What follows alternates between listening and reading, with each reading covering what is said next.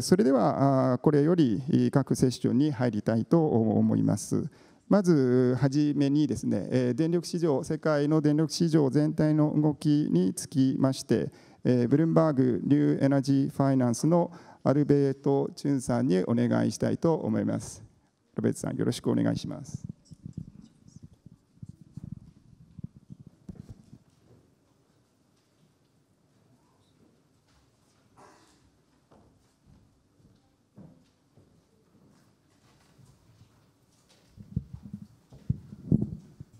Good morning, ladies and gentlemen. Let me first start by saying thank you very much to METI and to the organizers for inviting me to speak today. It's a great pleasure and an honor to be able to share a little bit of how Bloomberg New Energy Finance sees the future of power and also our view on how power market design is changing around the world. So I'm going to start first by talking about the big changes that we see in the sort of future of energy, and then speak a little bit about how we're viewing power market design, how different markets are dealing with the changes. So clean energy deployment is accelerating. In 2017, a total of 175 gigawatts of renewable energy were added globally to the global power system. About half of that was solar, which you can see in the yellow bars, and about a third was wind. And then the remainder was a variety of different technologies. That was the largest single year of deployment ever, and it was actually the 13th straight year of growth. So clean energy continues to grow, continues to accelerate. And that's because of the cost reductions that we see. As many of you know, solar and wind resources, solar and wind power have become a lot cheaper over the years. Solar PV modules are now 10 times cheaper than they were back in 2010. And we actually see these trends continuing. We expect solar power to become 60% cheaper again between now and 2040, wind power to become another 40% cheaper compared to today by 2040. And in different countries, this will have different implications because the tipping points between renewable energy and gas and coal will occur at slightly different periods of time. So on these charts, these are our forecasts of levelized costs of electricity for different sources of power, with solar in yellow, wind in blue, and then coal and gas in black and gray. And just for instance, in China, you can see that the best onshore wind farms are already cheaper than coal, and solar will be soon. And in the US, we are approaching a situation around about 2020 where both wind and solar on average will be cheaper than gas production. On average across the US. There's a lot of variation across the states. Here in Japan, coal is still the cheapest form of electricity today, and solar remains quite expensive for various reasons relating to subsidies as well as land and engineering and so on. However, we expect the cost of solar to fall quite quickly, and sometime around 2030 for solar to become the cheapest form of electricity in Japan.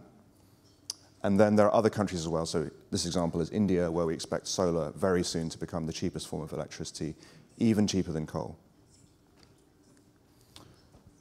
So at Bloomberg New Energy Finance, every year we produce a long-term forecast to 2040 for the global power sector. It's called the New Energy Outlook. And actually the next edition we will be releasing next week. So I'm afraid this week I have to show last year's version. Now, I'm not going to spend a lot of time on this, but essentially our main takeaway is that because of the economic changes, because of technology improvements, we expect the future power system to be dominated by renewable energy. So we'll move from a world today, which is about 1/4 renewables and about 2/3 fossil fuels, to a system that is about half or more than half renewable energy by 2040 on an economic basis, and about a third fossil by then. And this will bring a lot of changes in the power markets.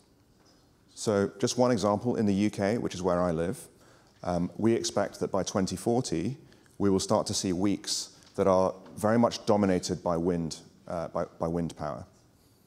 So this is our modeling of a windy week in the in the UK.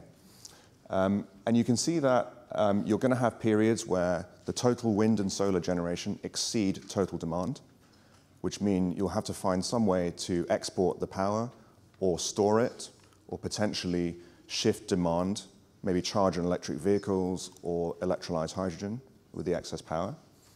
And at these times, you're going to have very low, zero or negative power prices.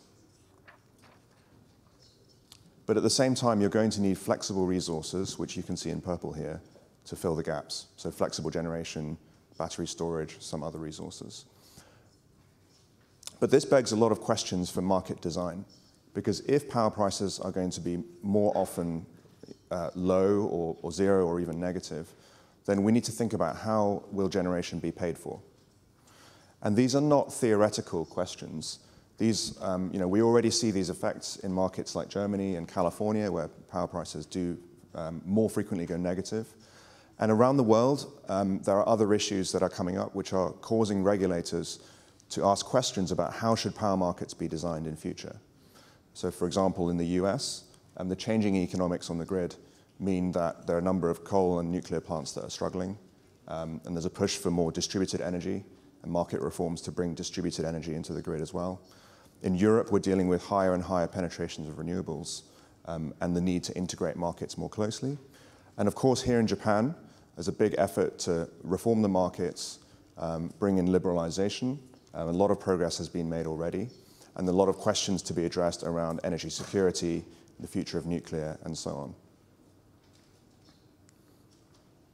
So what does good market design look like? I think everybody can agree on what the goals of good market design should be. So you want your energy to be clean, both from a greenhouse gas emissions perspective and also from an air pollution perspective. You want it to be reliable. You want the lights to go on when you flip the switch, and you want your electricity to be cheap and affordable. So this is very similar to the 3 E's here in Japan: environment, efficiency, economic security, energy security and economic efficiency, plus the S for safety.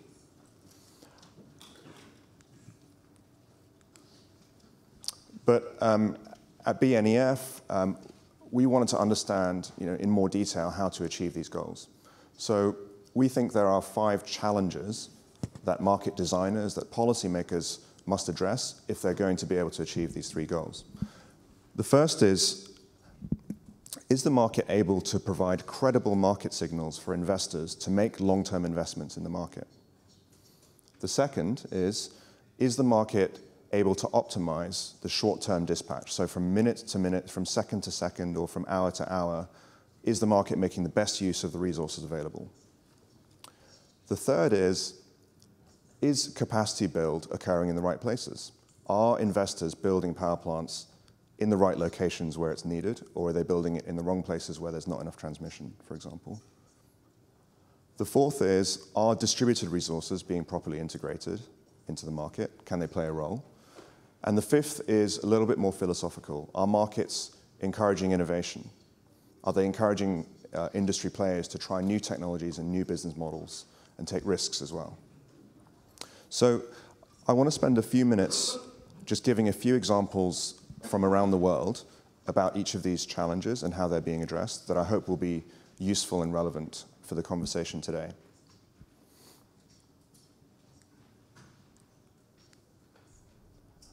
So let's talk about credible market signals for long-term investments. So an example close to my heart, and probably the best example right now, is the rise of renewable energy auctions around the world. A few years ago, renewable energy auctions were still a very new type of policy, but as of 2017, there were 50 gigawatts of auctions successfully completed around the world. So that's now approaching 1/3 of the renewables is now being built based on competitive auctions. In Q1 of this year, just the first quarter, 40 gigawatts of additional auctions were announced around the world, and India alone was responsible for 19 gigawatts of those. And we're starting to see more and more results that look like economic, cheap renewable energy. You can see India solar at $38, Brazil similar, China solar at $55. But the point here isn't so much necessarily just about the price. It's the fact that renewable energy auctions are able to provide a long-term, credible investment signal for investors to be able to build these power plants. That's really the key thing.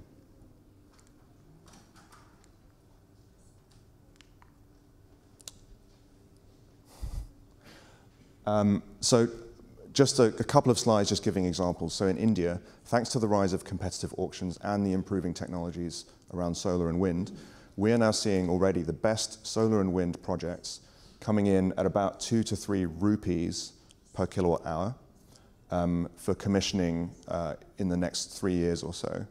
And that's below the price of coal and gas. So that's why we believe that by the early 2020s, solar will already be cheaper than coal in India. And then in Europe, our example in Europe is offshore wind.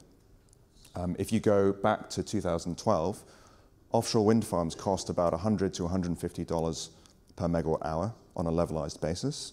But thanks to increasing scale, improving technology, and of course competition from auctions, those costs have dropped dramatically. So the next generation of offshore wind farms in Germany and the Netherlands and so on will be built at a price of between $45 to $60 per megawatt hour on a levelized basis. So really tremendous achievements happening because governments are able to provide these long-term investment signals, long-term contracts to investors. Okay, let's talk about short-term dispatch. Now, around the world, most liberalized markets work on a marginal cost basis, and I think that's well understood. So I wanted to give an example that's a little bit different, actually. And the example is the UK frequency response market.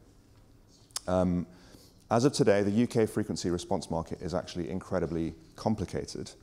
There are 7 different products, and the 7 products have slightly different requirements. And as a bidder, if you want to participate in these frequency response markets, it becomes quite a complicated decision about which product you should bid into. Can you bid into one product and also another product? What happens if they overlap, etc. So I'm not going to talk through all of these. It's far too much detail. So what National Grid is doing in the UK is to simplify these products down to just 3. And all 3 products will have, on the right here, this is the new, in the green is the new products. All 3 products will have a 1-second response time instead of 3 different response times. And all 3 of them will have a range of duration from 10 to 30 minutes. So what will that do? Well, we think it will do a couple of things. One is that it will encourage more new technologies, such as battery storage, to participate, because battery storage can respond much more quickly than traditional generators. But because of these long duration times, it may also encourage companies to bid hybrid plants, so battery storage with fossil fuel plants together, so that you can achieve both a fast response time and a longer duration of dispatch. So if you look at experience from UK and also actually markets like PJM and others around the world, you can see that battery storage is better at providing frequency response than fossil fuel generators. It's faster, it's more accurate, and in most cases it's also cheaper to provide frequency response. So we have a little joke actually at BNF that fossil fuel generators providing frequency response are like your sort of Game Boy, your Super Mario Game Boy, and battery storage, more accurate, faster. It's like Super Mario from your Nintendo Switch.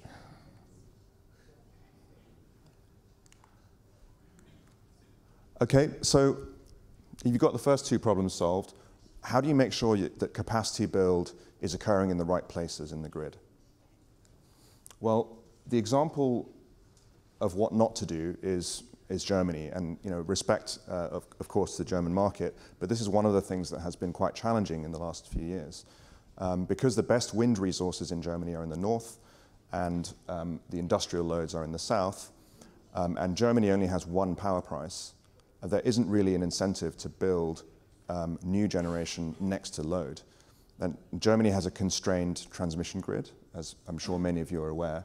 So when the grid is overloaded, what has happened in the past is that power from those wind farms has been pushed out of Germany through the Czech Republic, through Poland, through Austria, and then imported back through the south into the south of Germany. And this has caused problems for the grid operators And it's also caused quite a lot of expense in terms of the need to apply counter trading or redispatching to correct for these faults. Now, the US has a completely different approach. So I think it's quite interesting to compare and contrast. In the US, there are actually thousands of locations called nodes, so thousands of nodes in the power market, and each of these dots is a node.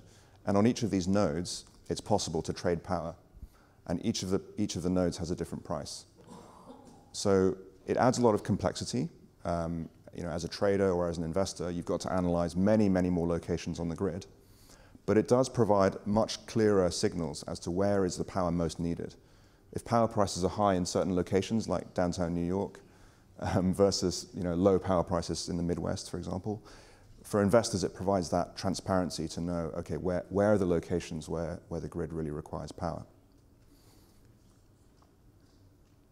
The price differences are caused by transmission constraints. So if the US had a perfect grid, then all of these dots would be the same color, but it's simply not the case. So what the power prices reflect is it's an economic signal telling you the value of transmission.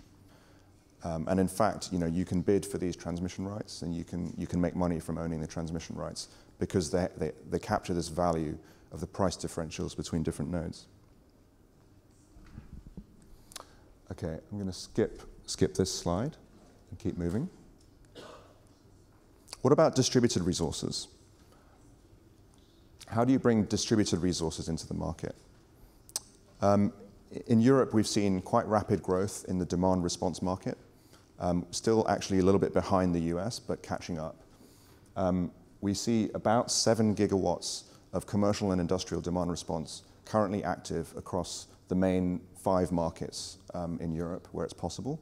And they're bidding into the capacity markets, they're bidding into the reserve markets, and so on. And this wasn't possible a few years ago. So the regulators in these markets made a conscious decision to create structures and create rules to enable demand response to play in the capacity market and in the ancillary service markets. They actually started with the ancillary service markets. That's why you see more green, more market access granted across many countries, and then added sort of energy markets and capacity markets where they're available. So this is an example of regulators saying, okay, we have these distributed resources at our disposal. We need to find a way to bring them into the market so they can interact with the rest of the power system. And now the new frontier in Europe is for distribution network operators, the grid operators, also to rely on demand response to manage local congestion. So this is kind of the next value stream that demand response will be able to capture in Europe. Okay, what about innovation? So can markets really encourage innovation? Can they encourage players to try new technologies? I'm going to talk again about Europe, but actually we could say a lot of the same things about Japan. So in Europe, there's pressure on generators because of falling power prices, and that has encouraged a lot of European utilities to invest more in downstream businesses, retail businesses. But at the same time, because of the competition in the liberalized European market, there's quite a high rate of customer churn. So on average at the moment, most of the markets in Europe experience 10 to 15% switching rates, which means as an energy retailer, you lose about 15% of your customers every year, and you have to be competitive and find innovative ways to win them back. Actually quite similar to what is starting to occur now in Japan. So in Europe, many of the retail energy suppliers are innovating, and they're trying to find new products, new services that they can market to their customers, both to generate more value and more revenue, but also to create a stronger customer relationship, a stickier customer relationship. So you can see all of these. I think there's about 12 European energy companies down the left-hand side, and almost all of them are investing in connected home, EV charge points, and residential solar and storage. Many of them have home repair services, green tariffs, and then some of them are exploring areas around virtual power plants, demand response, and piloting peer-to-peer trading schemes as well. So markets, competition are driving innovation in Europe. And in Japan, we're starting to see the same thing happening here in this country. So all of the vertically integrated utilities are offering products like electric homes. Most of them are offering telecoms bundling. Several are now offering gas, dual fuel services, home repair services, monitoring of family members, and connected home technologies. And then you see some of them are piloting residential PV and storage, peer-to-peer trading, EV charge points, green tariffs. So it's a slightly different mix of solutions. For example, in Europe, we have more activity around EV charging compared to Japan, but you can see very much the same trend is going on here. Okay, so I'm going to finish by talking about the three main goals. So I talked about the 5 challenges, and hopefully those examples are useful. And I just want to finish by talking about how do you actually know if these 3 challenges are being met? What's actually happening around the world? So the easiest actually is cheap. So everywhere we look, it's clear that the goal is for market regulators to create markets that are competitive, that are liquid, and above all, that are transparent. And so we see these markets everywhere. So if you think about renewable auctions, those are transparent markets. Same thing for wholesale power, balancing, flexibility, retail energy, distributed energy, and other services. So this is, for me, quite a clear direction. In terms of reliability, there's much more maybe controversy, much more debate about how to ensure reliability. There are a lot of energy-only markets still out there, like Texas, and currently Australia is still an energy-only market. But at the same time, you have many countries implementing different types of capacity mechanisms because they want to guarantee reliability. But there's many different types, and there's no agreement over which is economically most efficient and so on. So, for example, Germany has a targeted reserve and also a sort of lignite targeted payment, where the goal is to actually remove these plants from the market, so they wouldn't operate normally; they only operate in an emergency. Whereas in the UK and also PJM and a number of other markets, it's a full capacity mechanism where every plant in the market is able to be awarded a capacity payment. Well, dispatchable plants are able to be awarded a capacity payment. And the goal there really is to make sure there's enough investment in new plants going forward. So I don't think there is one solution here. I think different countries are certainly going to choose different solutions.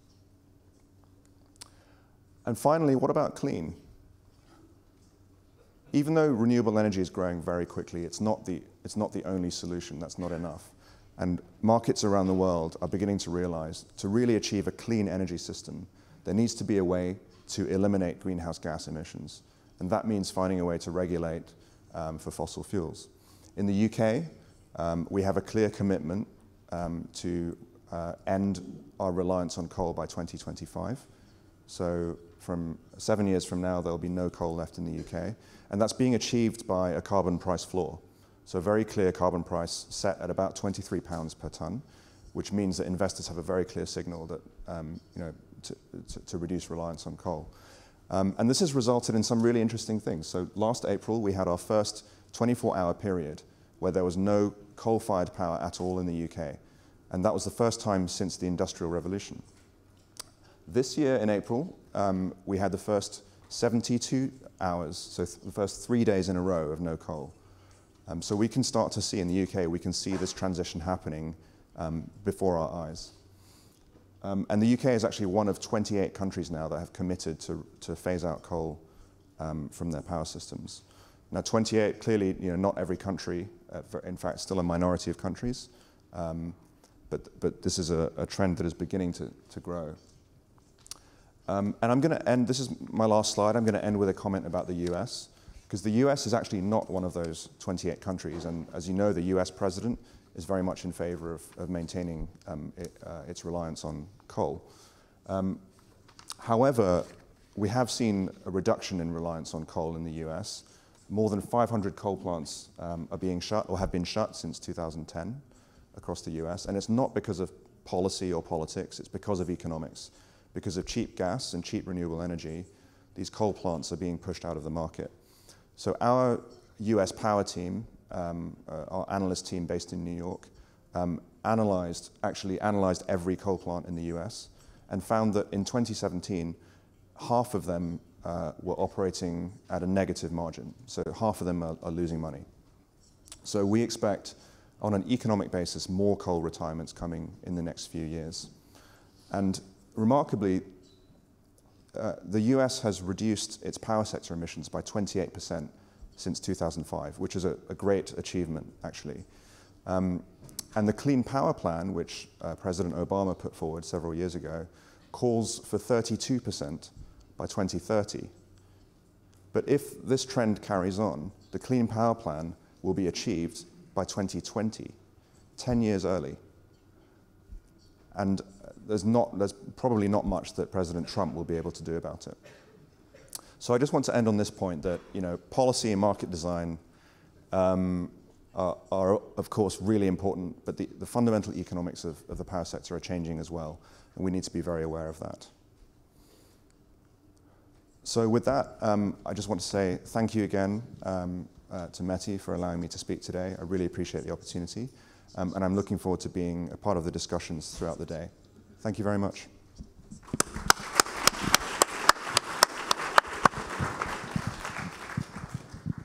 俊さん、ありがとうございました。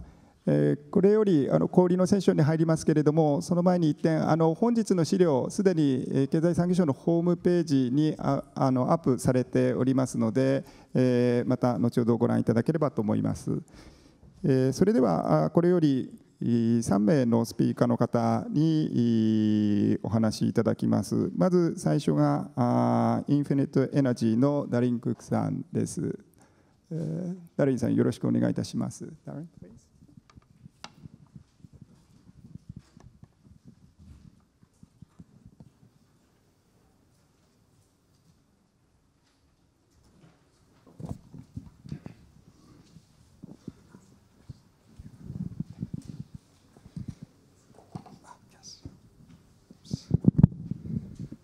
Good morning. First off, I'd like to thank Mehdi for inviting me to speak, a great opportunity. Thank you. Today I'm going to be talking about American liberalization of their markets, the benefits, and the future. The United States has been a huge testing laboratory for liberalization since the 1990s in both natural gas and electricity. Some states have completely liberalized, others have partially liberalized, and others have stayed with a completely monopolized electricity grid.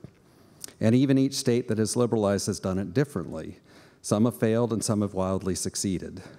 Because we have so many test cases, we now have models in the United States for best practices. The markets that have succeeded have all been completely liberalized, and markets that completely remove a monopoly influence have shown three main benefits. One is that competition lowers rates. The second, that it gives consumers a better customer experience. And finally, it brings innovation. Lower rates is, of course, one of the most important benefits for consumers.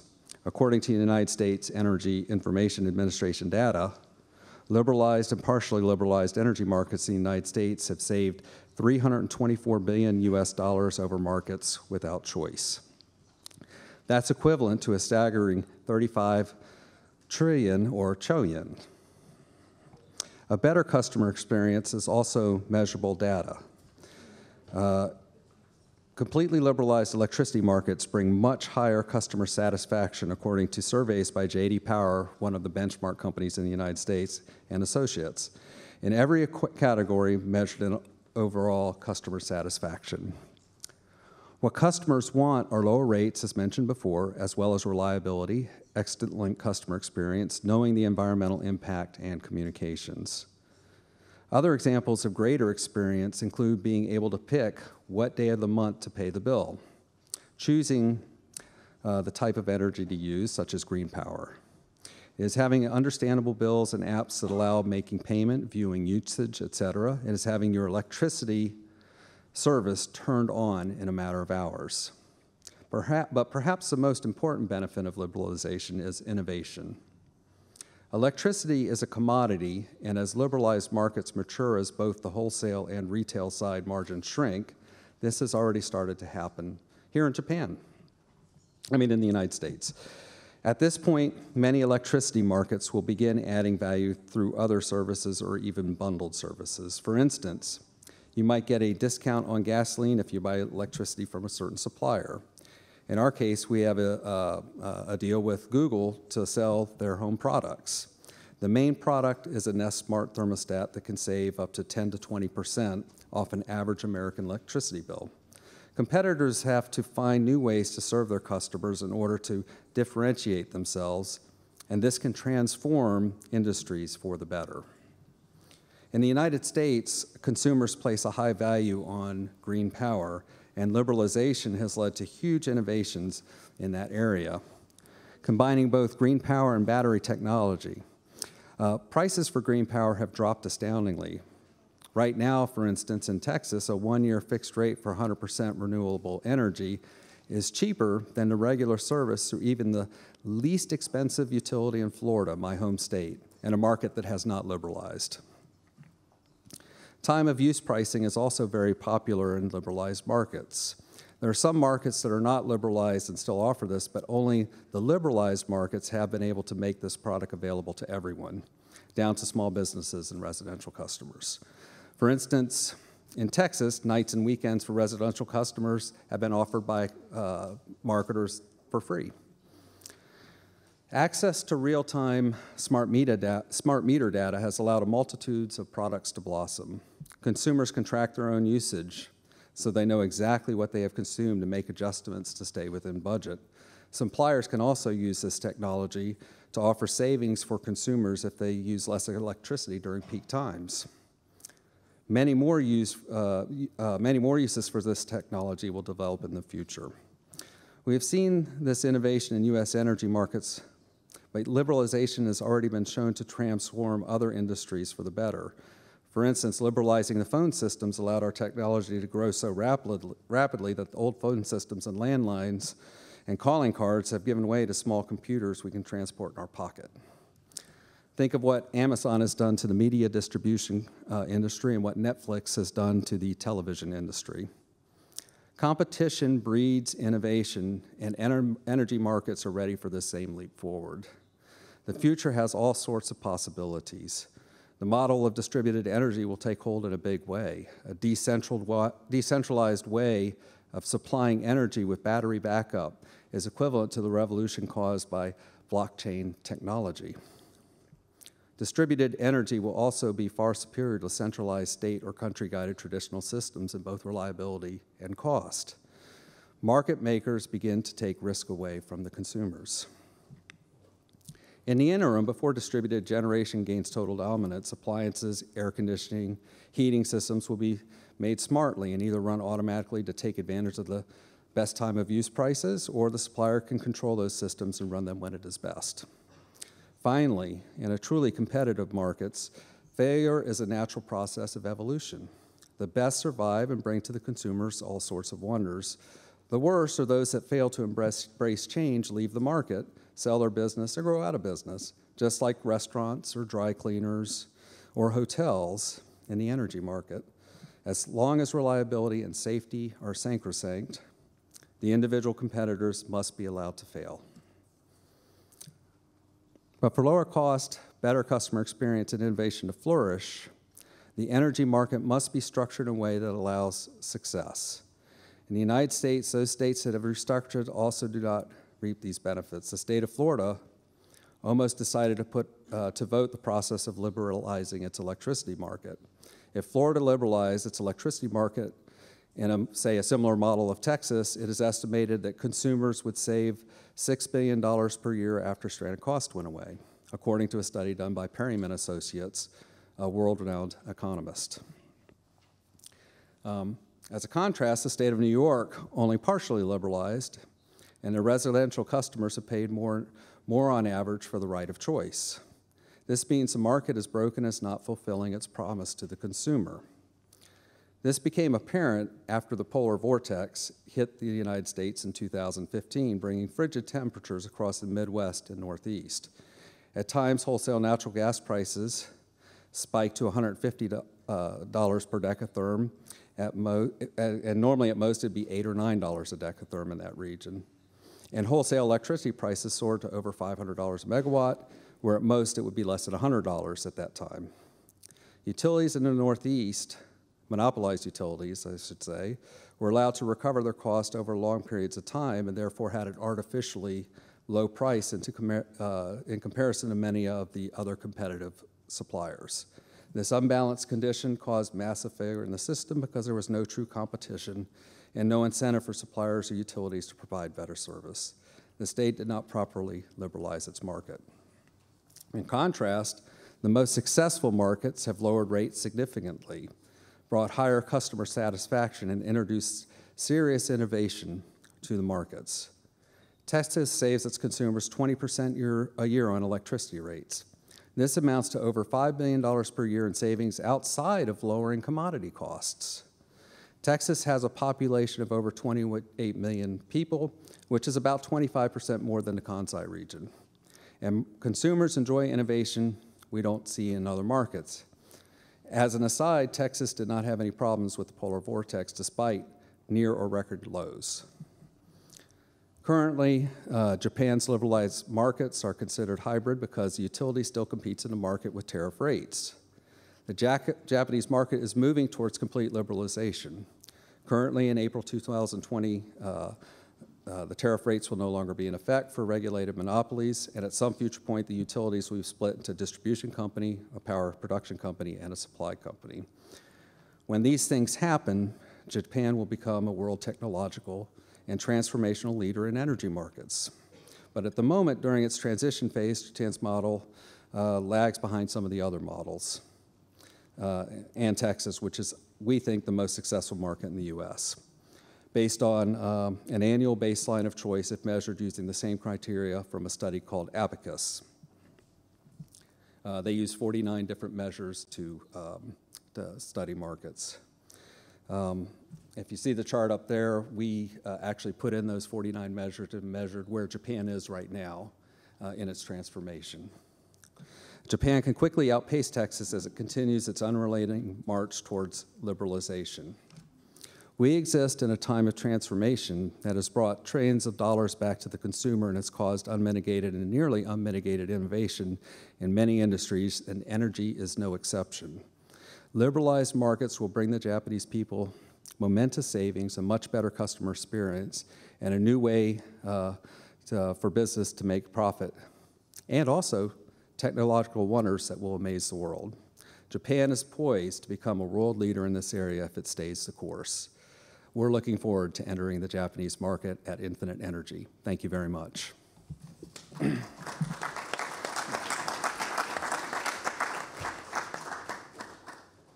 小木さん、ありがとうございました。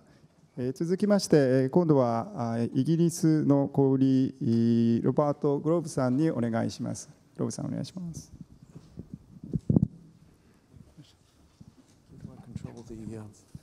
How do I control the slides? Oh, yes. Forward. Thank you.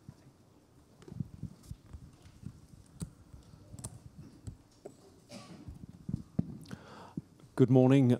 Thank you very much for inviting me to speak here today. I'm very much looking forward to participating in a very informative and interesting day today with you all. In the 10 minutes I've got, I've been asked to give you an overview of the UK supply market. And to do that, I'd like to show you the story of the development behind the UK supply market, what it looks like today, and if I have time within my 10 minutes, what it might look like in the future.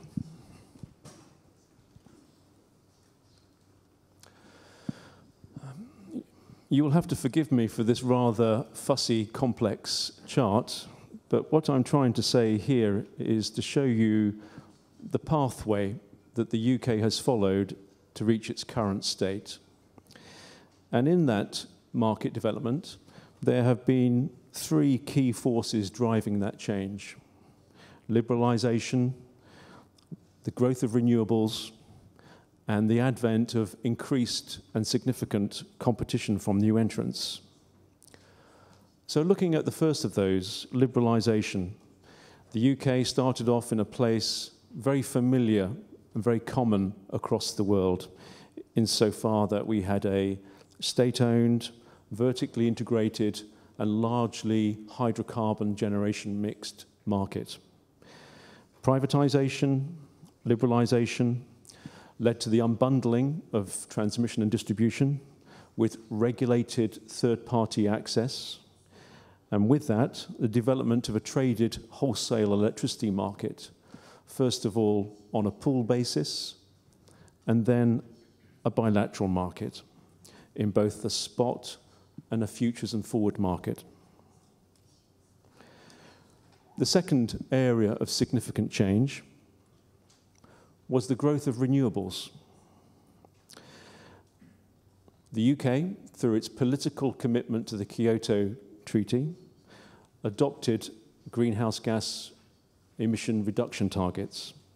But rather differently to the rest of the world, the UK was the only market in the world where those emission targets were legislated into law. With that political commitment, the UK provided a £7 billion subsidy to fund the growth of, as they were then, uncommercial renewable technologies. And that £7 billion subsidy was paid by electricity end users and consumers. And as a result of that today, renewables in the UK can supply approximately 35 to 40% of the UK's peak demand on any one day. And as those technologies go down an increasing global cost curve, that penetration of renewable technologies will increase. But what about competition? What has competition done to the UK electricity market? Well, here let's look at some of the metrics by which we can measure the effect of competition. The number of suppliers has increased. In the UK today, there are somewhere between 200 to 300 supply companies. And with low barriers to entry and low startup costs for those new entrants, that number is expanding rapidly and quickly. The number of independent generators has also grown. And today, there are over 6,000 independent generators in the United Kingdom. When I say independent, what do I mean by that? Well, an independent generator is a generator that's not owned by a traditional utility company. So with the increase of suppliers and new generators, we've also seen brokers enter the market. And I know this is something that in Japan you're already very familiar with. And in the UK today, there are over 100 brokers offering advisory services, hedging services. In fact, these companies, these brokers, often enjoy a higher unit gross margin than the electricity company they're advising their customer on.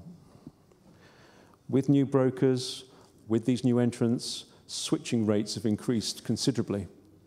And although we saw a slide earlier that showed, I think, switching rates in the United Kingdom of 15%, today, a supply company supplying large businesses can expect an annual churn rate of 25 to 30% per annum. All this increased competition has contributed to falling profit margins for supply companies. And in the UK today, a business supplier can expect a unit gross margin of somewhere in the region of 1 to 2%. So quite clearly, if you don't have a low cost to serve platform, you can't survive in that market very long. And then let's look at what happens to companies that can't react to that change, that can't react to that competition.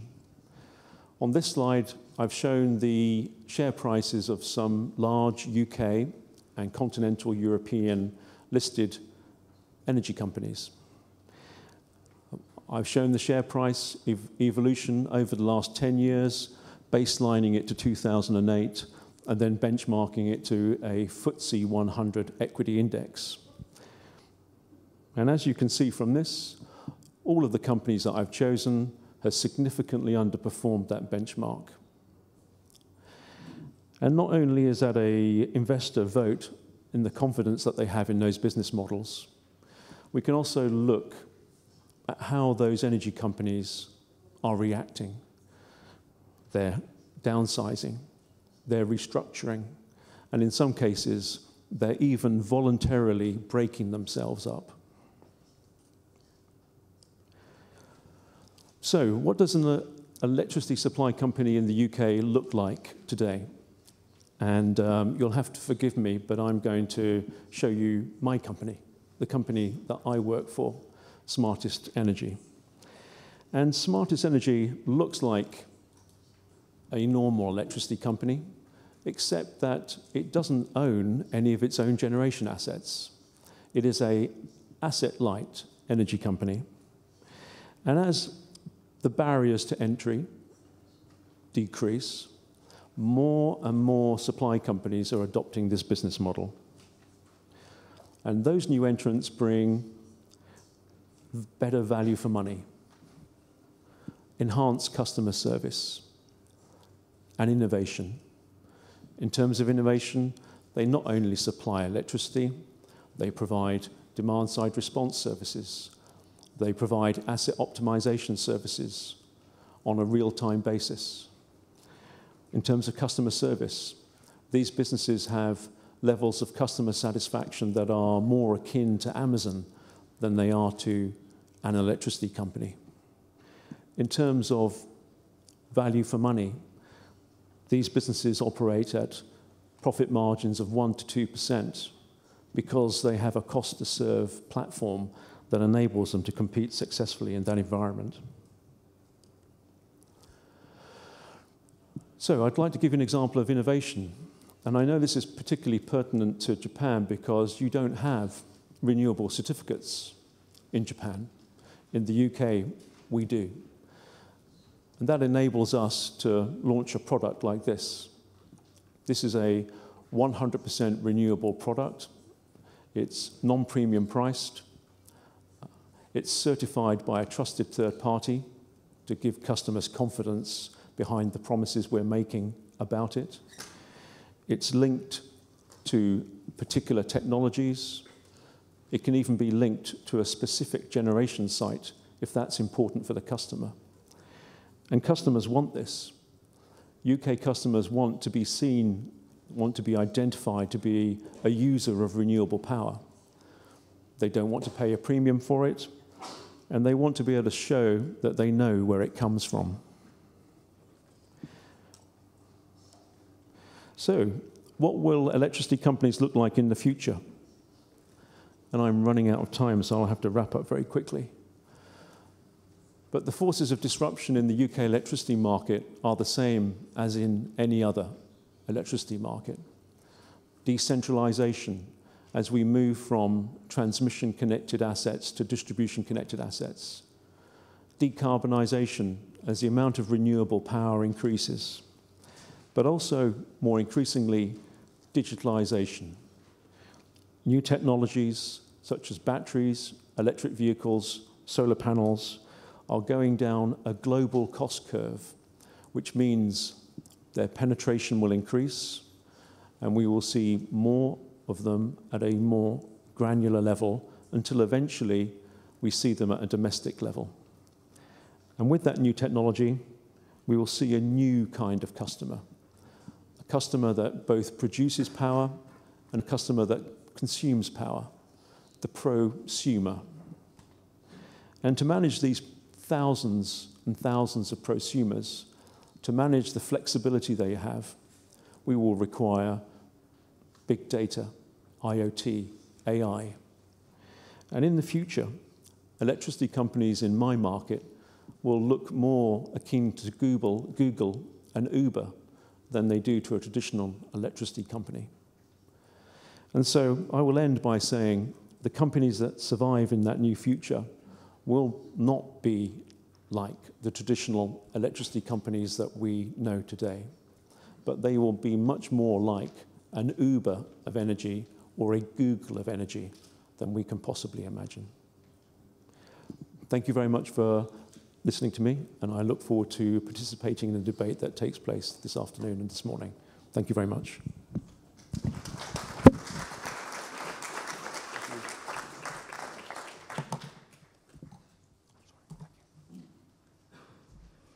グローブさん、ありがとうございました。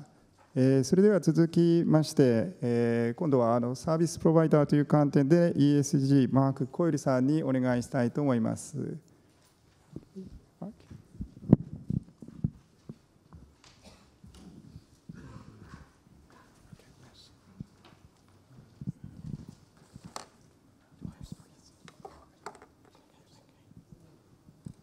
Good morning, everybody. I'm Mark Coyle here from UK today, the European subsidiary of ESG. And I'm going to talk about how smart is only the start for the UK and wider global markets. So if I talk about the history of the UK energy market for a moment, we have 53 million meters in the UK, 28 million electricity residential ones, 20 million gas, and 5 million business meters. And the UK is a dual fuel market. Residential customers buy their power and gas together. And our liberalisation completed in 1998, and we had initial fast growth, but the Enron crash slowed the market down and produced consolidation. And there were no real independent players entering the market during that time. And it was really in 2007 that electricity and gas prices for residential customers had doubled in 3 years due to a cold winter and unhedged gas. And that caused a lot of dissatisfaction amongst the population. And also customer service was really starting to fail because these organizations had been designed in the pre-internet era and customers were starting to expect better online types of service. And this created the conditions for new entrants. And so we played a very active role in finding them, helping them enter the market and to grow using our software and industry expertise. And I can tell you that as of this month, the independent suppliers, after their losses even, took 56% of the market share. So they took over 40% into their businesses, but then another 20% between them. So we have now lots of active supply competition between the new sector, not just taking customers from the old. And that's causing some of the older players that were shown a moment ago to try and reinvent themselves. And we will see over 30% market share in the independents this year for sure, and it's growing very quickly. And the way it works is that customers get a 1-year fixed price from their supplier, and that's hedged by a series of specialist wholesalers who sit behind these independent players. And there are about 20% switching for residential, comparing to the 25 that was talked about a moment ago for business. But customers will stay about 3 years. As the prices rise after the first year, they might start to move in year 2, but most move in year 3. And I myself move probably every 3 years. So about 60% of the market is engaged. And at ESG, what we're trying to do is enable these competitive markets to bring competitive choice across the world in all the key markets. And Japan is now the biggest, the most important new market in energy across the world, with lots of players wanting to enter that sector. And we're already supporting a number of them, even in the first 2 years in the Japanese market. And so you can see now we've got about 20 million customers around the world operating on our software and about 7 million in the UK. So we have great insight into what's happening in this independent sector because we helped it to grow. And there are about 48 suppliers using our systems. But in smart metering, the next frontier, we're working with over 70 organizations. And that doesn't just include suppliers or metering companies, but now technology innovators. Because in the UK, if you get consent from the customer, you can access smart meter data in near real time through a role called Other User. And this is going to revolutionize the relationship with the customer because new types of player will be able to operate separately from suppliers and give energy advice, price comparison, smart home investments, and all kinds of other ways of creating benefit. But this disintermediates, it removes the relationship potentially for the supplier. So what we're working on is a 6-stage strategy around what's happening in energy that we can see in the UK and around the world. Because the choice, the competitive market aspect is important and ongoing, and that brings the benefits that were talked about in the previous presentation. But green is happening, as Albert talked about so persuasively, alongside. Those two combine to offer new types of supply model that can then be delivered in a more smart way using smart metering and smarter grids. And those services, the suppliers, the grids, even the cities now can connect through IoT into a more connected ecosystem. And that can become more flexible to deliver the demand response type services that were talked about before, and the connected devices that can respond to connected devices responding to negative prices. This is the world that we see coming, that our customers are working towards. And then at the end, of course, I think I'll be retired by the time we get to this stage, but there's autonomous energy, when the systems manage themselves and the humans and the suppliers' relationships have to transition into that new world where it's all about artificial intelligence and automated energy services. And in the UK, we've seen a transition of different types of entrant into the market space. In 1998, there were green niche entrants, Ecotricity and Good Energy. There were specialist industrial and commercial and business players. But it really took, as I mentioned, until 2007 before we saw the wave of residential entrants really come into the sector. And this took entrepreneurs to break the barriers down, to really be very public in the media and to use the press to get the attention of customers because they didn't have any assets or businesses.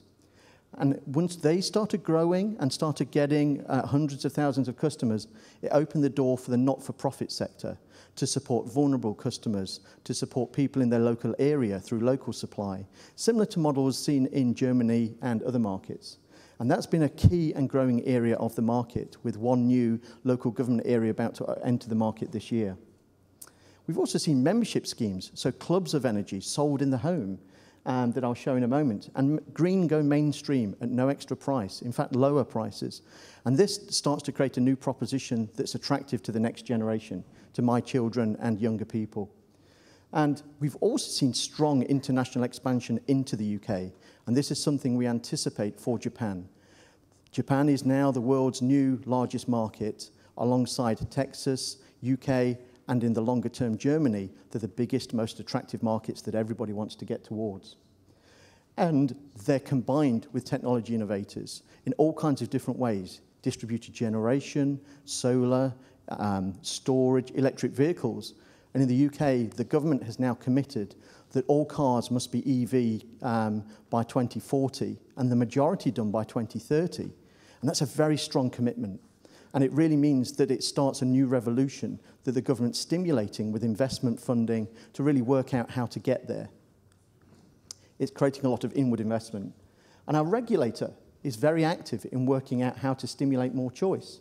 So they're coming up with new schemes all the time to get more people engaged in the sector and to work out how to respond to what's happening with technology.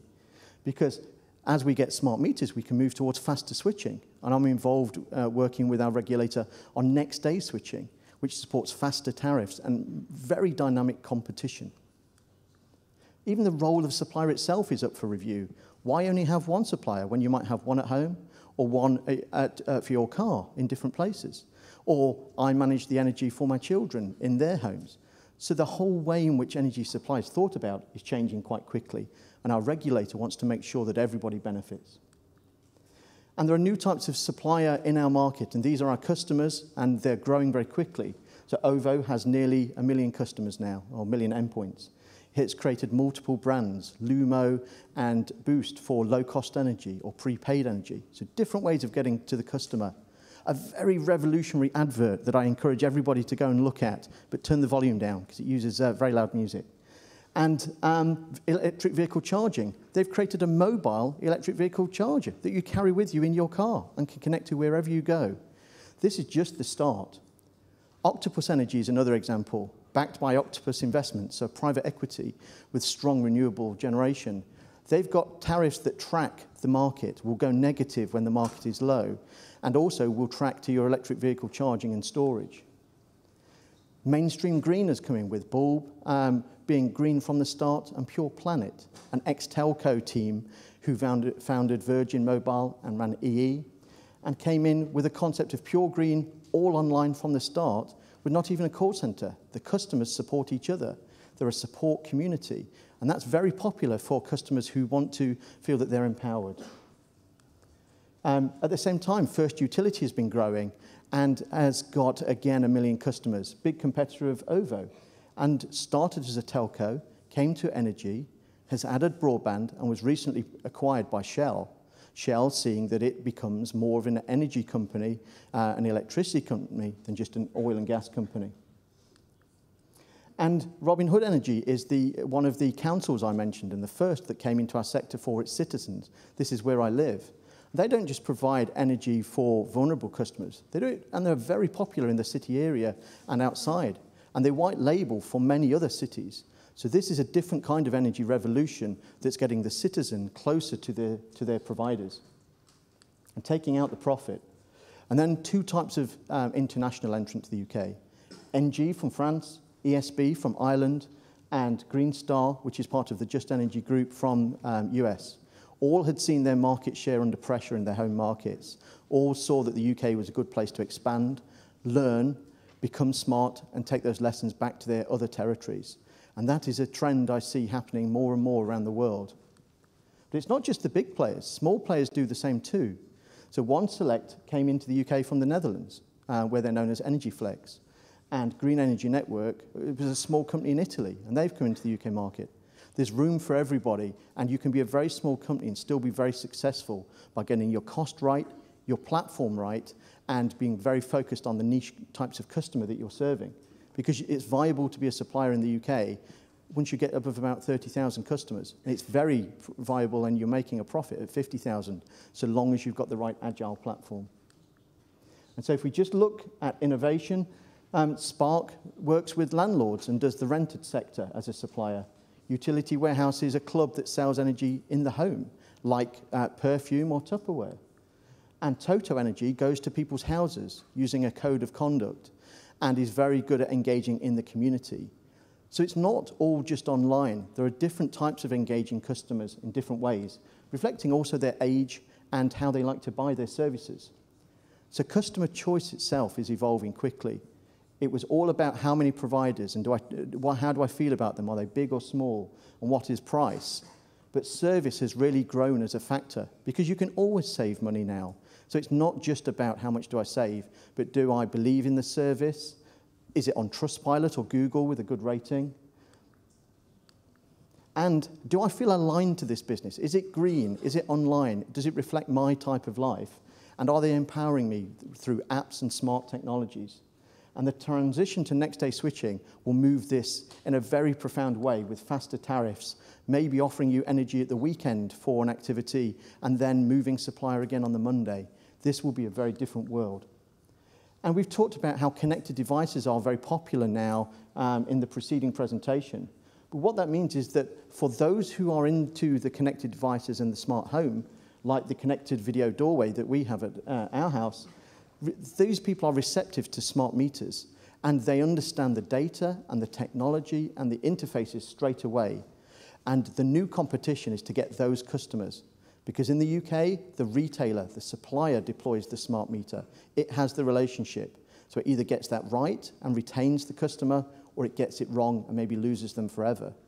But if you do deploy a smart meter and engage the customer, you're going to retain them for longer because the customer is more empowered in using their own data. And so we think, to finish off, about the next wave in the UK and in Europe and globally. First, there's electric vehicles that I talked about and the government commitment. Second is energy storage, the cost coming down, real new players and big global brands getting involved in that. Every new supplier we see, and we see them all the time, is thinking about how they have a storage proposition or already has it and wants to bring it to the energy sector. That combined with solar means that you can take the energy, you can harvest it and become self-sufficient in part. And that's the dream of consumers, to remove their risk from the wholesale price rises that I talked about as the justification for supplier price rises. And that combined with tariffs that incentivize how and when you use your energy in a way that fits with you means that there's a new paradigm shift in what it means to be an energy supplier. And I'll leave you just with two examples. So the first one is a Japanese example. So Nissan is becoming very active in the UK. It's a pioneer on electric vehicles and very popular. It manufactures in the UK, so it's trusted. It's seen as a very credible lifestyle brand. And it has a strong proposition with its electric vehicle, energy storage, and solar that it's now combining and starting to offer that directly to UK consumers. So this is creating a different kind of energy company. And how long can it be before it feels the desire to become an actual energy supplier? And at the same time, the tech players are coming in. And there are dozens of examples we could use here. But I just wanted to use one that's got an Apple or a Google involved, or Amazon. Amazon, for example, has already had smart meter data that you can access on an Amazon Echo. That's kind of easy. That's just technology. But Google is working with the E.ON in the UK on how to really push out solar and work out the cost and benefit to the consumer using its sunroof technology. And this is just the start, because we know that Google is doing experimentation into price comparison. It's its natural market in terms of how it aggregates prices and price discovery for consumers. So we see this as the new frontier. There's the old players, the new players, and the next players. And all of them have to re-justify themselves and create the next basis of energy for consumers. And we will choose that not on the basis of energy, but how we use technology in other areas and how energy fits in with our lifestyles. So thank you, and I look forward to taking questions later on. Please take a seat. Please take a seat. Yeah. 小路さん、ありがとうございました。では、この後パネルディスカッションに入りますので、スピーカーの方々、前の席にお移りください。で、この後のパネルディスカッション、モデレーターをしていただきますのは、Customized Energy Solution Japan のギュスタフ・ベレルさんです。では、ベレルさん、この後30分余りになりますけれども、パネルディスカッションよろしくお願いいたします。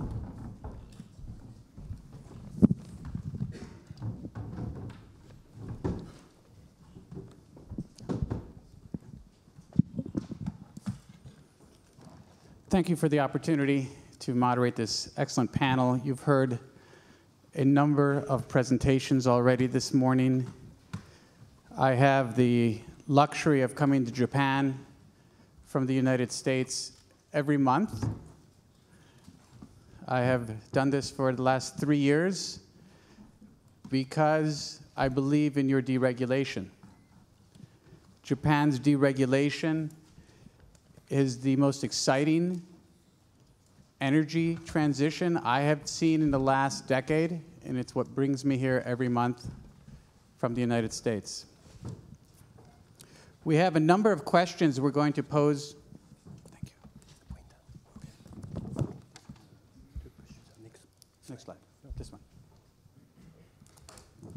We have a number of questions we're going to pose to the panel, and you've heard 4 excellent presentations about the international markets.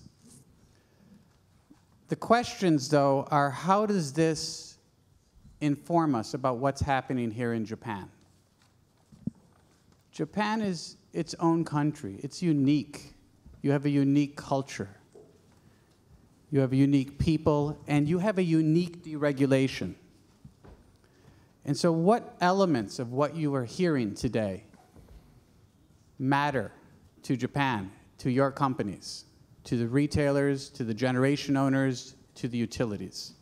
So let's consider for the moment, before we get into the questions, what's happening here in Japan that is just like what's happened in the UK or in the US or in Australia or in New Zealand or in Germany or in many other markets that have deregulated. And also what's happening here that is completely unique, that is different from all these other examples, because that will matter as well. So you could decide what information to take and what information to let go. So first of all, the fact that we have 500 new retail entrants is not unique. In every market that is deregulated across the world, we have hundreds of new entrants. The fact that we have only 30 of those new entrants actively marketing across the country is not unique. That has happened in every open market. The fact that the top 5 of those 30 represent 75% market share is not unique. That's happened in every market that is deregulated and still exists today in every one of these markets. That's sustained over 20 years. The fact that Japan is seen 200,000 to 300,000 switches a month every month for the last 2 years. To get 10% of its market switched in 2 years and no slowing down, it's accelerating. That is extraordinary. That is one of the best market openings we've seen anywhere around the world. And we don't see it stopping. We see it accelerating. Forecasts we have made at Customized Energy Solutions suggest Japan will be the largest retail market in the world in 2022-2023. Bigger than the United States, bigger than the UK, bigger than most of Europe. Because we have not deregulated the entire United States. We've only deregulated a part of it. And these other countries are smaller. You've deregulated the whole country, and you're seeing fast switching by comparison to other countries. That's unique. The number of smart meters in Japan is unique. You have tens of millions of smart meters installed and more being installed every month. That has never happened in a retail market opening anywhere in the world. We're still catching up in the smart meter revolution. You are beginning the smart meter revolution with your retail deregulation. That is new. That presents an unusual opportunity.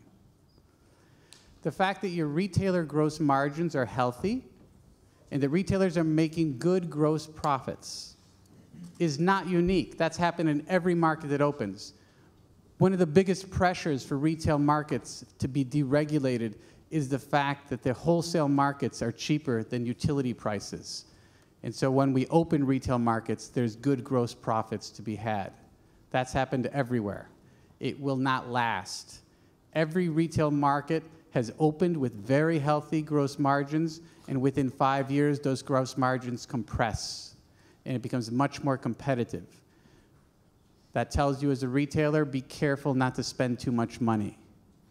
Build your platforms very inexpensive. Keep very lean. It won't be so good for very long. And you've heard that in examples today in the presentations. There are many other things I can go through, we don't have time for, about what's unique in Japan and what's not unique. The one other aspect I want to highlight that is totally unique in Japan is the fuel adjustment clause. Every utility bill in Japan has a fuel adjustment clause. By international standards, we would call that an index price. It changes the cost of electricity per kilowatt hour every month. So that's a monthly index. That is totally unique. That does not exist anywhere else in the world. What it means is that every business, large and small, and every homeowner in Japan has been receiving an index price, the electricity price changing every month, and that's what they consider the norm. That is considered normal in Japan. That does not exist anywhere else. Everywhere else in the world, businesses and homeowners expected their electricity price to be fixed for up to 3 years. And the utilities would change their price roughly once every 3 years, not every month. And so, in Japan, that unique quality presents a unique challenge and other unique opportunities that will be discussed in the session this afternoon around wholesale markets and affects retailers. So retailers today don't have a forward market in Japan. And the question is the need of a forward market when you sell an index product, when everybody, including the big businesses, are used to index products. In all other markets, retailers sell more than 50% of their products on fixed price. And you've heard that in the presentations today. That's not yet happening here in Japan because of the fuel adjustment clause. So again, another unique quality. There are many others I won't get into. So let's focus on some questions for our panel.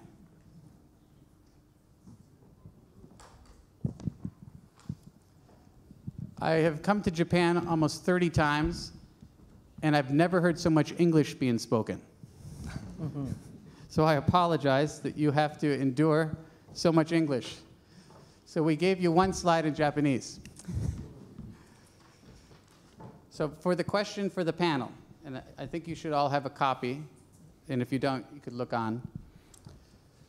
So in the past few decades of experience in the retail electricity markets in the United States and in Europe, what has most influenced customer switching, customer savings, and customer satisfaction? And I give a few choices, and then you could fill in your own. Has it been that we have really, really smart retailers that are innovative and come up with new ideas in marketing and in producing new products? We've heard of the free nights and the weekends earlier today in Texas, with product bundling and consumer product branding. Is that what's driving customer switching, customer savings, and customer satisfaction? Or is it the fact that we have a lot of up and down prices in fuels, and the impact on wholesale power prices affect customer savings? So when fuel prices go up, retailers can't deliver savings, and so people don't switch and are less satisfied. When fuel prices go down, all of a sudden there's a bunch of switching going on, and retail customers are happy. Is that the driver? Or is it the fact that governments change rules, and they change rules around switching processes, and they manage the incumbents' behavior? One of the interesting things you heard today was the UK opened their night market in 1998, yet they are just now exploring a capacity market for the first time just last year and the year before. So we keep changing the rules 20 years after we've deregulated. Is it that what's driving customer satisfaction, customer switching? Governments staying on top of things? Or is it that taking utility incumbents out of the retail service business? Is that the value, like in Texas? But we don't have that in other markets. Is it smart meters and the use of new data? We heard a lot about that. But is that really what's driving switching and customer satisfaction? Or is that just an add-on, a value adder? Is it solar rooftop, distributed generation? We hear a lot about that. But is that really happening in large volume? Is that really what's impacting customer switching and customer satisfaction? Or is that just a niche market that is affecting only a small percentage? Or is it wholesale market liquidity and the ability to hedge against fixed prices? Or is it something else altogether? So I'm going to give it to the panel. You have the written question. It's a complicated question, but it's really what's driving, what affects most customer switching, customer savings, and customer satisfaction. And we can start at the end, Mark. Yeah. I think it's many of those things. Some are still to come, and the innovative retailers and the fuel price movement all help. But I think if I think about UK and other European markets, it was the internet era. 2007 was 10 years after broadband started coming, when Amazon and so on started coming to the market. Google was emerging, and customers wanted a different type of experience. And the market conditions were bad. So it created the right environment for success in new digital types of player. And the problem for the incumbents was that they were designed a long time before that. So they were, and still are often, slow in their decision-making. Their culture isn't agile. They don't use data particularly cleverly. And they can't compete on every front. And so now they're kind of circled by lots of different types of player. And this is a real problem for the old players. And I think the things that you talked about, Gustav, there, were then the things they could use to really exploit the weakness in those old players. So you're saying A? A mostly with price volatility helping, price decline. Excellent. So a little bit of combination of A and B. All right? I would just say in the old paradigm, price won the customer, then customer service retained the customer. In the new paradigm, it's all about technology innovation. So today, my company, 25% of the staff base are now IT and change specialists. 15% of my gross profit is invested in new technology. And we're partnering with technology companies that bring the big data, the IoT, the AI skills that we lack. And increasingly, our customers are asking us for those bundled technology solutions. So you're saying it starts with B and then it moves to E and H? You're way ahead of me. If I'll go with that if you say that's what the answer is. It's consistent with what you're saying. Go ahead. Okay. As I said, the United States is interesting because it's state regulated instead of country regulated. So we've had a number of different liberalization types in the United States, I would say at least dozens. And so we've been able to study those over the years. And actually, I mentioned a baseline benchmark company called Abacus that puts it out. And they measure how successful each market is in using various factors such as switching or whether the distribution has been separated from the production. And the best one by far, if you were to look at the measures, is the Texas model. And the Texas model has a 100% switch rate. And the reason why is because they separated the regulated utility, they separated into 3 parts, which I think is where Japan is going for production versus distribution versus a retailer. And once they did that and they took the tariff rate away from the regulated utility, there was no benchmark. You had to actually compete. And true competition brought all the innovation, it brought the savings, and it brought customer experience. And I think in my presentation I showed customer experience, especially at liberalized markets versus non-liberalized, amazing difference. Our particular company, I will brag a little bit, we have a 4.9 Google rating with over 600 reviews. That would be unheard of in a utility, a standard utility. In fact, most utilities will not show their Google rating because they're mostly under 2. Okay, so that's the second leg. But the third leg is the technology innovations. And when you have a truly open market where Japan is heading, I firmly believe that there's going to be innovation we can't even think about. We've mentioned a few possibilities, but my gosh, the pace of change is so quick.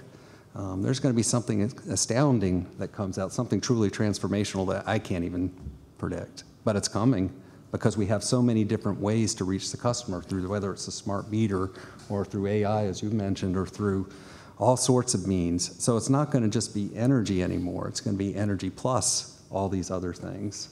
And that's where it's transforming to. So I'm looking forward to it. Excellent, thank you. So that was D, E, and H. All right, please. I'm taking your word for it because I don't understand. It's interesting, everybody has a different answer. Yeah, I agree actually, Darren, and also with what Robert said, and I would build on that. I would say that, you know, in the markets where we live, yes, at the time when we deregulated, competition was based on price and based on customer satisfaction. That's true, and that does continue to be the case. But this also ties back to what you were saying, Gustav. This is one area where Japan is unique. Japan is deregulating at a time when there are fundamentally new technologies that are available. That's not true for the markets that we all come from, and I think that creates a different dimension to the competition, which you guys have rightly focused on. But I would also say that I think the technology probably will end up forcing deregulation in other markets as well. Because when we look at what's happening in the US, for example, in California, it's still fully regulated at the residential level, but the utilities there, even though they're regulated, they face competition from Solar City and Sunrun, from the rooftop solar developers and from community choice aggregators because of new technology. So I actually think it's technology now that's changing the future of energy, and probably regulation will have to catch up. Excellent, thank you. So what we heard was 4 different answers, and not surprising, they were all slightly different, but price seemed to be still a consistent answer. Price still matters significantly 20 years after deregulation. But clearly the theme is that technology will supersede price in time. I'm old enough to remember when the US markets and UK markets first opened up, and when we said the same thing 20 years ago. that technology was going to take over the energy world. I actually remember with the Enron press releases of Plug Power and online data management. So although technology always does eventually take over, the challenge for retailers in this room, and I assume there's a lot of retailers out here, is to know the timing and to know how much to invest and when to invest. Because you have a unique opportunity here in Japan to capture an enormous number of customers who are switching, while at the same time you're being told by experts that you have to invest in new technology. And you can't do everything. You have to choose. And this is the biggest challenge for running a new retail business. Okay, so next question.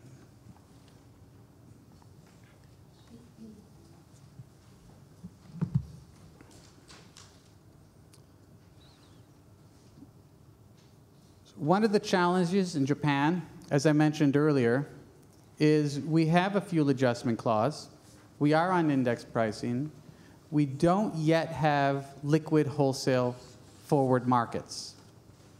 We have JPEX, which has been hugely growing with the retail markets as a day-ahead spot market, a form of retail market. There is no centralized dispatch. It's still being done by utilities. And so it's difficult to develop a futures market or a forward market. When I came to Japan over 2 years ago, I met with the Futures Exchange, and then I was told they were 2 months away from launching the futures electricity product. And today I'm being told we're 2 months away from launching the futures electricity product. And I'm sure at some point they will be correct. So the challenge is there a real demand for futures and forward markets? And without liquid futures and forward markets, can retail markets thrive? Is this ultimately a risk to retail markets? Or can a retail market, such as Japan, continue to grow, continue to be healthy, continue to maintain customer satisfaction without a futures or forward liquid market? That's the question. I think it definitely needs wholesale markets. They are the parallel to the retail market. It's how prices are discovered for a substantial part of the cost to an end customer. But I think there's a balance of how you regulate and monitor that for abuses that also needs to go alongside free competition. And I think it's really hard to find that balance. And the key for governments and regulators is to avoid big lurches that are unforeseen. Consistent signals and direction in the wholesale and retail markets are key. Well, I would add to that, and I agree with that. I think it's essential that you have a wholesale energy market in both spot, futures, and forward terms, but you've got to unbundle generation, transmission, and distribution, and you've got to provide then regulated, not negotiated, third-party access. And then once you've got those two things in place, make it easy for customers to switch. I totally agree. If you're going to have all the products that are offered in other liberalized markets, you're going to have forward markets. And it's inevitable that will happen with Japan because I think as they move towards the separation of the distribution and production, I think the market will continue to evolve in that. But as long as the benchmark, I think that's what you called it, is there, the index, it's going to be difficult to have those forward curves. But once that perhaps goes away, I think it definitely will happen. Right now, the big danger by not having that is if there is some catastrophe, what's the utility price going to be? And is it going to be, as I mentioned in the New York example in our own United States, will it be artificially low, whereas all the current retailers would not be able to meet that price? So that's the danger. I think that happened in the UK. You were talking about also. And so we have lots of switching going on, but we have no way to hedge in case that happens. And that's the danger until the market develops further, in my opinion. I think you probably need liquid forward markets to bring in new independent suppliers. I think that's important. If you didn't have that, you might still have a healthy retail market, but it might just be the 10 incumbents battling with each other because they'll have access to power generation anyway without liquidity. So I don't think it sort of kills the retail market if you don't have it, but it certainly helps bring in more players, I think. Okay, so everybody's consistent and believes we need a liquid wholesale market, but it may not be the death of the retail business if it takes time and evolves over time. Okay. The 1C question. So I remember 2.5 years ago, I was visiting a number of companies here in Japan and asking them if they were preparing for deregulation, preparing for the April 1st switch. And the answer was, yes, we are preparing, but we don't expect a lot of switching. My question was why, and they were quite answered because this has worked very well in all these other markets, and I gave them all examples. And the answer was, well, the Japanese are different. Japanese don't like to do that kind of thing. And of course, in my introduction, you know that, and anybody who's been watching, we've had an enormous amount of switching. But then 6 months after April 1st, there was newspaper articles saying how terrible the retail market was because we only had 3% switching. And of course, I was telling everybody, well, 3% is a historic high for 6 months. But that seemed very low. And then a year later, there were still articles of how switching is slowing down and how the switching in Japan is truly not up to what people expected. So there was unusually high expectations here in Japan for an opening of a market. But all of the international examples will tell you it takes 5 to 7 years for a market to mature. So we're at 10% roughly. And I still visit some of the board members of some of the utilities and ask them if they're very concerned. And the answer generally is, well, we're not too concerned because we don't think the switching is going to last. And so that's the same message I got 2.5 years ago.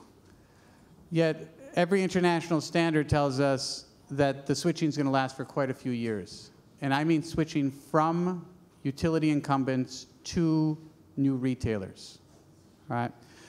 So the question for the panel is, in their markets, although there is still a lot of switching between retailers and between utilities and the retailers going back and forth, there's a lot of switching going back and forth, the percentage of market share represented by new entrants has generally leveled off after 20 years. Still pops for maybe 1 or 2 years, then goes back down.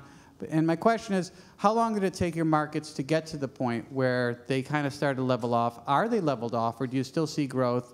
And what do you see for the future? And what percentage market share is your market in terms of number of households to new retailers, non-incumbents? Yep. So today in households, we're at about 27%. The official figures are too slow, but it's about 27% we can see. It will hit 30% this year for sure. The net drift from the big six, as we call it, into independence is continuing. And once you get past winter, it accelerates through the summer period, and we saw that last month. So this trend is continuing. I would say we're about 10 years in the UK, because we kind of had a reset, as I mentioned, back in 2007. And I think it's now not about whether you're independent or an old player. It's about whether you're future-proofed and agile or not. And I think that's the big change that's going to happen. So there will be some independents who slow down and can't compete in the new world because they're 10 years old. And equally, there will be some reinvention by the old players who become more like a digital attacker. And we'll see what happens. But everything's up for grabs. Okay, I wouldn't add anything further to that other than to say, if you're an incumbent and you allow your brand to be damaged and to be seen as premium pricing, to be extracting monopoly margins, then even the laziest consumer will punish you and switch. And once your brand is damaged, it's pretty difficult to repair it. And in the UK, the incumbents who have had that experience have had to defend themselves against that risk by inventing or launching their own challenger brand, which is their own supply business within their business, but it's rebranded so that it isn't associated with them. So switching, I concur with that, and I would say you can't take it for granted that people won't switch, and they will remember that you charged them way too much. We participate in 5 different markets on a retail level in the United States: New York, New Jersey, Florida, only on the commercial side in Florida, and Georgia and Texas. New York, as I discussed, their switching rates have actually, a lot of them have gone back to the utility because the utility had artificially low prices after the polar vortex, and a lot of the marketers in the press were given a black eye because they were charging more real-time market prices. New Jersey, a similar story. Texas, 100%. Customer satisfaction in Texas is all-time high. Georgia also separated, that's natural gas, separated from the distribution company from the actual supplier at the end, and they have 100% switch in Georgia, and high customer satisfaction. And in Florida, it's only commercial, so that's sort of a different story. But commercial-wise, I think it's well over 50% have switched, at least on a load basis. I think for me, I mean, customers, at least in the UK, there's very different approaches, and you have this sort of 15% switching rate. Those are the customers who are very engaged, and every year they look for a better deal. But underneath that, there's another, I don't know how many, but there's a lot of customers who call up their supplier and renegotiate a better deal for next year. They stay with the supplier, so they don't show up in that data, but they are engaged, and they want a better deal, and so they do that. That used to be quite hard. You used to have to really argue with your supplier over the phone and really sort of say the right words so they offer you a better deal. It used to be quite complicated. Now, my retail supplier just sends me an email once a year, and they say, your price is about to go up. Click here to renew at a better rate, and I just click it, and then I'm done for another year. So it's great. But you still have a large chunk of customers who never switch, and they never engage, and they never even ask a question like, how much do I pay for energy? And I think in the UK, they estimate it's, what, 50 or 60% of customers? It used to be, it's less now. I would say it's about 30% disengaged. Disengaged, and some of it's because of aging. People who were active switchers 20 years ago will now not be in the sector at all. Yeah, and those customers, I mean, for an energy retailer, those are the best customers, right? Because they never pay attention. You charge them more every year, and that's where your profit margin comes from. The ones who switch are the painful ones, right? But from a societal perspective, those customers are the ones who need protection, right? The ones who don't pay any attention. So that's, for the regulator, that's where they really need to focus and figure out how to protect those customers. All right, thank you. So what we heard is 30, maybe 50% of customers just won't switch, and everybody else is fair game. And in most of these markets, we see retailers capturing that many of the utility incumbent's customers. So if you're a utility incumbent, I think you should be considering scenarios where you lose 50% of your household customers. Now, we didn't speak about business customers, but the percentages for business customers are typically between 80 and 100%, switching away from utility incumbents to new retailers. So these are extraordinary shifts. All right, so before I get to these questions we've had so far are all around market evolution. So we're going to switch very briefly to market and policy.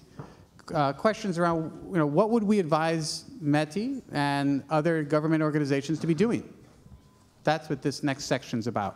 All right, so I'm going to give a little background, because all of the presentations today sounded very rosy. It sounded like we were doing great everywhere. You know, all these retail markets have deregulated. We've saved everybody money. We're innovating. We're giving them new technology. And everything has been great for the last 20 years. That's what it sounds like. It's not true. It's definitely not true. In the 20 years of deregulation experience in the United States and in Europe, we have had many failures. We've had many situations where governments set up rules for deregulation that have proven to fail. Now, this was not because they were not informed.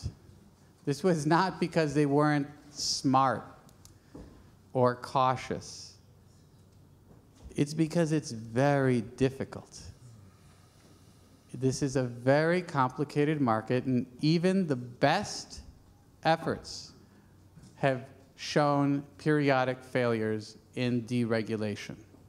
A few examples. When we deregulated California, I was physically there. And we had people coming from all over the world to view the historic deregulation in California, which was considered the example for the world.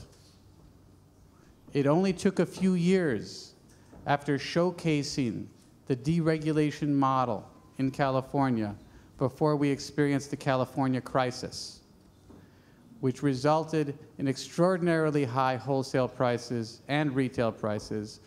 The Federal Energy Regulatory Commission had to intervene and put in emergency price caps, and the state of California had to shut down the retail deregulation, which still is shut down today, which we heard earlier, 20 years later.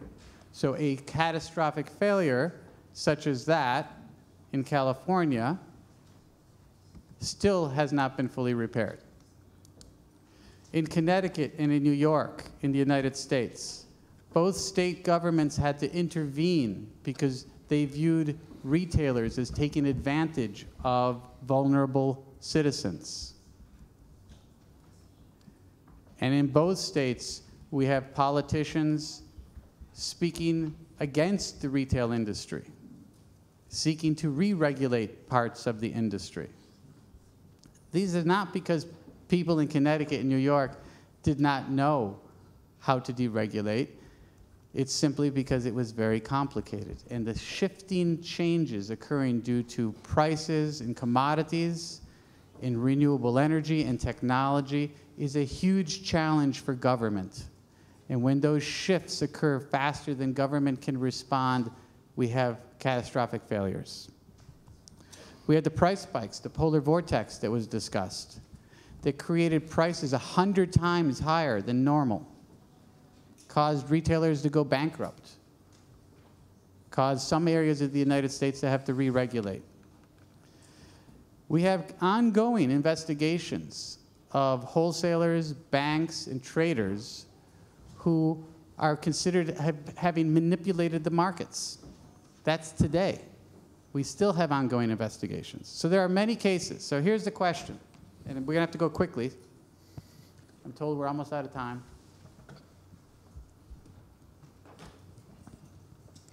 What advice would we give METI and the related committees and to the retailers to help them avoid the mistakes that have been made in the past 20 years in the US and in Europe? Should we just allow for deregulation to occur to the greatest extent and allow market forces to correct errors? Or should we do some of these other things that other countries have done, such as the UK with Ofgem and the strong market monitor? Or should we establish market participant rules like we have done in Connecticut? Or should we have a FERC-like body that does market monitoring and evaluates trading on a regular basis? Do we need a strong retailer association to self-regulate behavior? Or is there something else METI should be doing?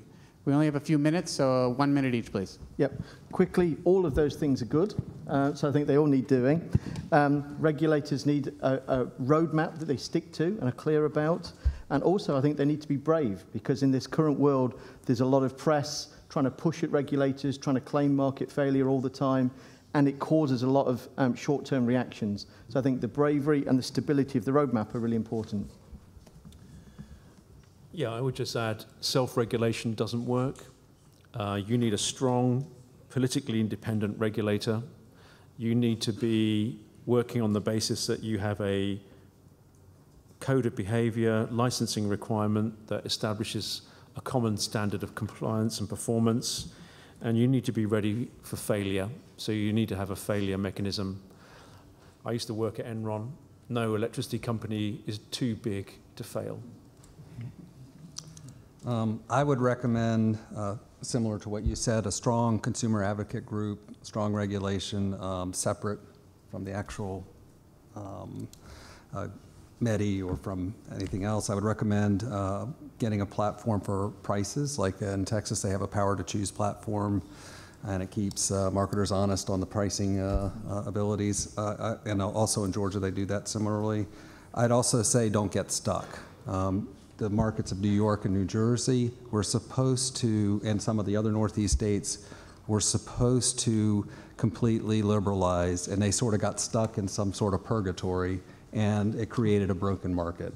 So I would say keep moving forward. If I were to give advice with the plan that you've got, don't get stuck, because once you get stuck for a while, you can't change it, because then retailers like ourselves will say, we like the rules as they are because change is bad. So keep moving forward would be my advice. And I agree with all that was said. I think a strong, well-resourced regulator that's independent from industry and independent from government, in fact, because I think politicians can also play a role. Yeah, I think market failures do happen. Consumers are not as smart about energy markets as we think they are. And so a consumer watchdog is also really important. Very good. I think we're out of time, so thank you very much. Thank you for the panelists for your excellent answers to the questions.